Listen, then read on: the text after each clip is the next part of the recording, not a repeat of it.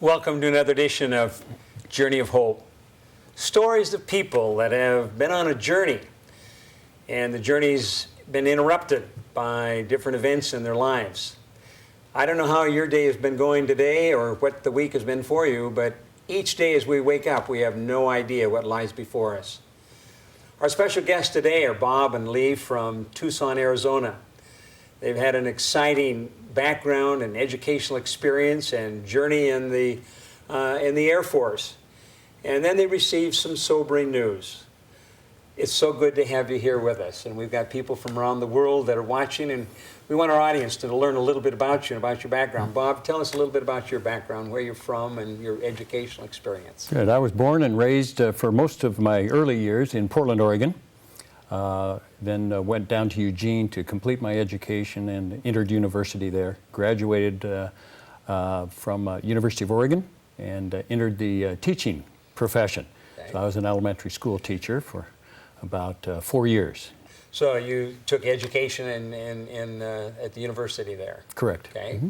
All right, Lee, tell us a little bit about your background, where you're from, and your educational experience. I also grew up in Oregon, Ashland, Oregon, and at the other end of the state. At the other end of the state. Went to school at Southern Oregon College. It's now a university. It was a college then in elementary education, and went to Eugene to teach for my first year of teaching, and that's where Bob and I met, was as elementary school teachers in Eugene. Elementary.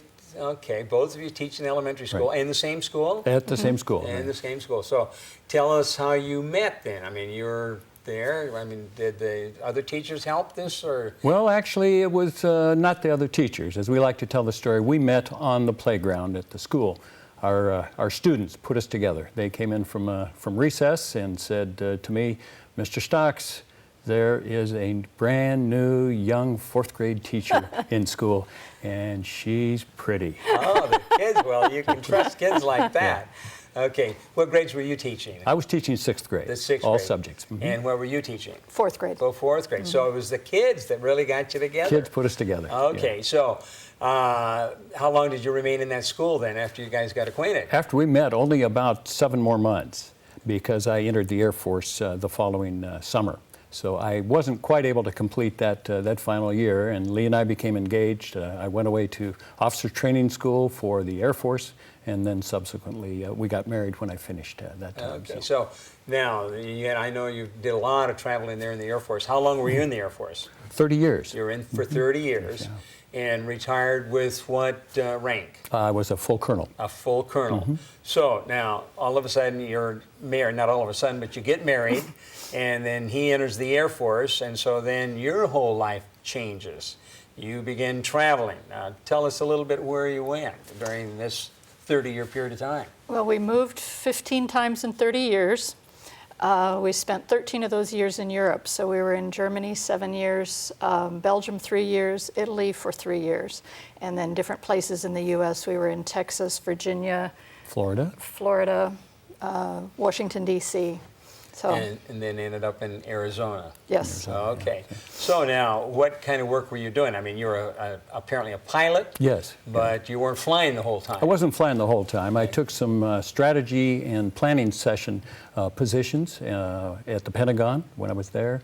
And our last assignment in Rome, I was a diplomatic attaché, military attaché to the American Embassy in Rome. And in that position, I was required to interface with the Italian Air Force. I was the Chief of Staff Air Force's personal representative to the country of Italy. Really? And so you're right in Rome for how many years? For 3 years. For 3 years. So now he's a diplomat? Yes. Okay. So what kind of a role were you playing? Well, I like to think it was an important role when he got the job, or before he got the job. That's probably why he got the job. That's exactly right, man. Actually, we both had to fly out to D.C. to the Pentagon and both be interviewed, and I had to be a willing participant because part of the job is entertaining foreigners in Italy, and so I had to be willing to do that. So they rewarded me by giving me a live-in maid and caterers and all of that, which really helped. So otherwise, it wouldn't have been near as much fun. Hardship. No, we were forced to live in Rome for 3 years. It was a terrible hardship. So what kind of a role? I mean, you're playing a diplomat. So I mean, are we talking about people from all around Europe or around the world coming in, or? No, normally just the Italian officials and my colleagues from other embassies that are accredited in Rome. So on any one night, we might be entertaining South Africans or Serbians or West Germans. Any country other that has country. an embassy in Rome also has a position equivalent to Equivalent Bob's. to mine. So we, So you're actually doing a lot of entertaining then. Yes, that Okay. went with the position. We That- knew when we were hired, we were expected to represent the United States of America in a foreign country. So you undoubtedly traveled a lot while you were over there in Europe then? We did. Yes. We traveled a great deal outside of Italy, over most of the Western European countries. down into Africa a little bit. Yes, down in So, I Africa. mean, was language a problem? For operating and doing our job in Italy, the government sent us to Italian language school for 6 months in preparation for that position. But our previous assignments in Belgium and Germany, we were able to pick up a little of those languages, so it just made it a little more convenient when we traveled to be able to converse. And you were doing some teaching apparently over there while you were over there. What were you doing? Yes, I was adult education, teaching English as a second language. When we were in Belgium, I was teaching at the NATO Language Center. So I was teaching other military members who were on a NATO assignment, had to come in and be proficient in English to do their job. So I taught them English. Well, this sounded like it was a really rough hardship for us while you were over there. As we That say, is- somebody had to do it. so- But you have to be willing to do Yes, that. we I know. did. I had to go to Hawaii one time on a hardship tour. I know exactly what you're talking about. So you finished your tour over there in Rome, and then you came back to the States. Where did you go? I went to Davis-Monthan Air Force Base in Tucson, Arizona Okay. for our last 2 years on active duty. And I was assigned there to perform as a commander of a planning squadron to plan strategy for our 12th Air Force there in Davis-Monthan Air Force Base. Now, during this whole 30-year period of time, were you ever in active Vietnam? This was before or after that time? Or I was not in a war zone. Yeah. I was never assigned to a war zone. so it worked out pretty good for you. So then you came back. You spent your last couple of years, retired after 30 years, and have remained there in Tucson. Everything's going along fine. And then you begin a different chapter in your journey of life. And you're going in for regular physicals, I'm assuming, all through your military experience. And then you had kind of an experience there. Let's talk a little bit about how you discovered that you had cancer. If I remember correctly, your father had cancer, and you had a father-in-law, Stepfather. a stepfather. And what kind of cancer did he have? He had prostate. He had prostate cancer. And was that what you remember that pretty well? Was that a We were actually overseas at the time, but I remember the family talking about it. He had radiation and a lot of complications with the radiation. It wasn't Okay. a totally pleasant so experience you for kind him. of had a background experience, and then your father apparently had He had did. prostate cancer. Right. He was diagnosed, and he chose the option of surgery. Sure, A radical which many people do. prostatectomy. Right, and he did. And there were significant complications. I do remember it as a very difficult time in his life, the recovery and pain and the side effects and the other things that went with it. So I was very cognizant of the importance of getting annual checkups. Of course, the Air Force, we had annual flying physicals. So starting at the age of 50, I went in for a physical and a Every year, probably. Every year, right. Yeah. So I did know a little bit about the PSA, but certainly not as much as I know now about the PSA. Well, and you've been active, very involved in sports. I know that tennis is one of the sports that you've been participating in. So you've been in good health all along. Yes. And then what happened here? Well, we got a rising PSA. And you've been monitoring or just And I've kind been of- monitoring and staying up with it, and I knew that a rising PSA could be an indicator of some problems, so I wanted to be sure I stayed on top of that. I went and saw a urologist, and he put me on a drug that did lower the PSA number, so I then was somewhat relieved. And then I began to thinking about it, and I said, well, I want to be sure that we're not masking something here. So I went back to another urologist, and after I got off the 90-day medication. So you had some kind of medication to lower maybe, I don't know, to shrink the prostate also? Or? I think that's probably Okay. what the design was, Sure. to shrink it and to lower the numbers. And so after completing the dosage, I went back for another PSA, and the number had risen. after about 3 months after the medication. You mean you stopped the medication? Stopped the dropped medication, down the with number the dropped medication. down. Okay. 3 months later, I went back, and the number was back up. Now, are you aware of any of this that's going on? Or Oh, yes. Oh, you are? Yeah. Okay, so. And at the time, I was concerned because I felt like they were treating a number, that they were treating a symptom. I thought that this could be the indicator we need that you have cancer. So we were a little bit confused by the prescription of it's that we, medication. and you're absolutely right. When you Yes. get cancer, it's a family disease. If you get prostate cancer, it's a couple's disease. Yeah. So you're both kind of monitoring these things and a little bit concerned. You're thinking maybe this kind of masking thing, and it did go down. So you go to and seek a second So opinion. then I sought a right? second opinion, and I wanted to be sure that we weren't unfairly masking a number that I should be concerned with. Sure. And That's an important taking a point different for our road. listening audience, you know. Sometimes it's important to seek a second opinion. So you saw this second doctor, and what did he say? So another one, after the PSA came back in, and he said, well, this number is now risen to a point that I'm of concern, although the digital exam did not show anything that was of concern to him. He said, with your family history and a rising PSA, I think the only way to determine whether we have a real problem that we need to treat aggressively is to do the biopsy. So that was the Okay, next now this step. is a very important point.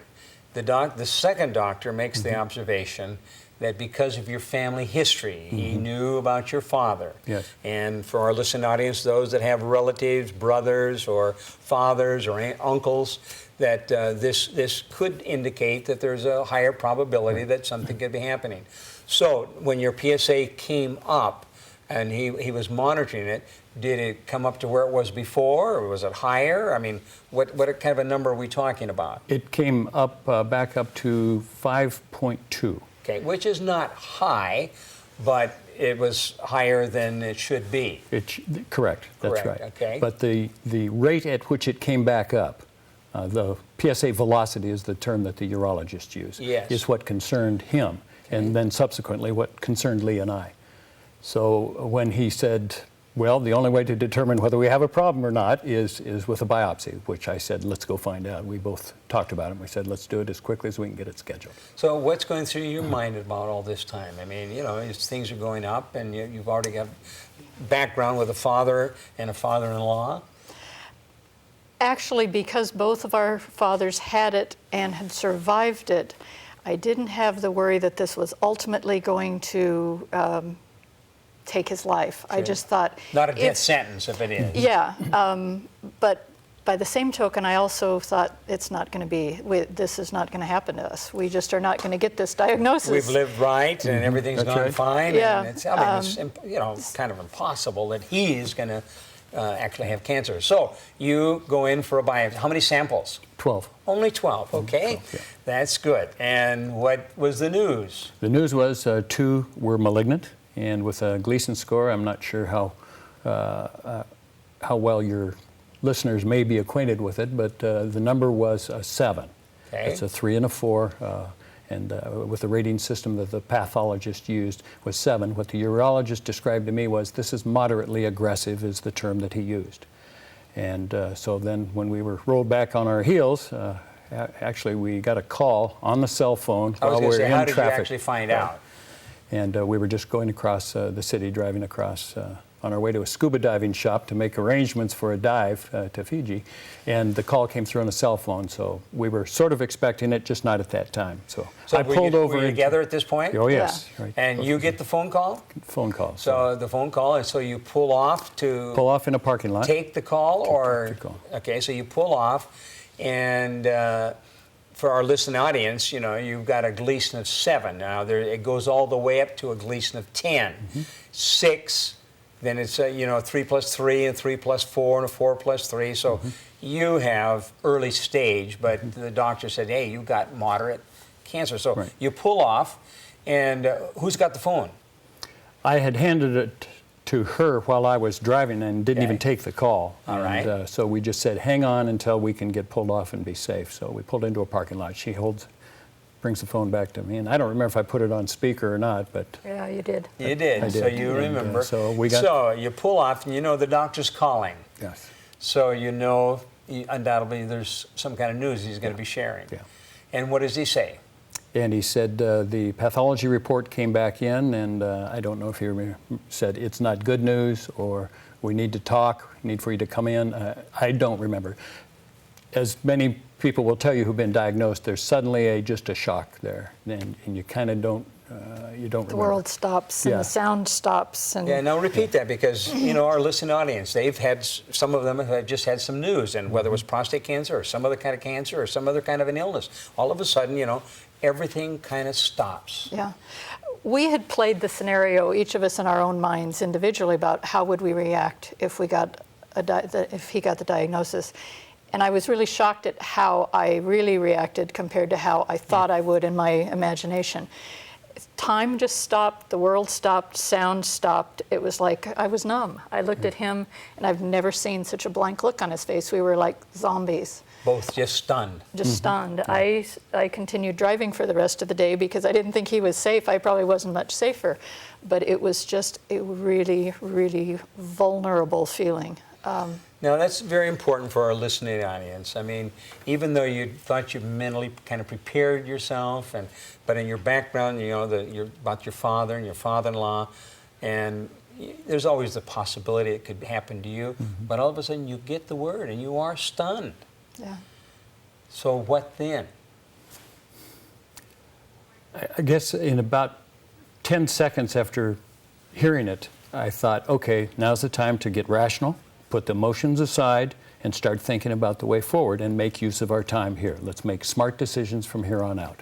And I guess that was my first thought. How do we go ahead and progress side by side through the decision process that's going to be coming up next? So you go and see the doctor, and he tells you about some different options, and I don't know whether Loma Linda was mentioned in that possibility, but tell us how you learned about Loma Linda, because generally when you meet with the doctors, they go through 2 or 3 or 4 of the different options, and Loma Linda's not mentioned. Yeah.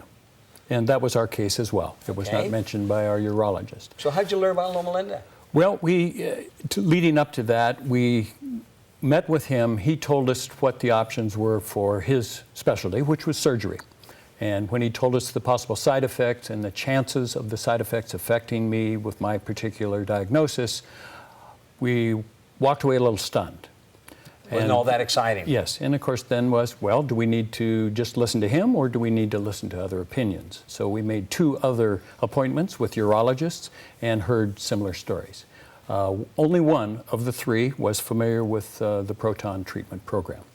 And that was but a he third didn't mention it. urologist. We had to ask him. It was after. Yeah.